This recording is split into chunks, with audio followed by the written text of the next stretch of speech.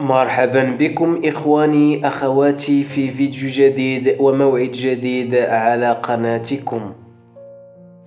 يواجه فريق الأهلي المصري فريق بورتو البرتغالي في مباراة قوية ضمن منافسات كأس العالم للأندية 2025، وذلك فجر الثلاثاء 24 يونيو على ملعب ميت لايف في نيوجيرسي، حيث تنطلق المباراة في تمام الساعة 4 صباحا بتوقيت كل من مصر والسعودية، والساعة 2 صباحا بتوقيت المغرب.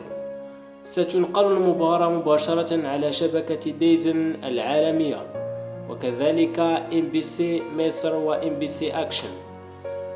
كل هذا وسط ترقب جماهيري كبير لمواجهة عربية أوروبية بنكهة تنافسية عالية.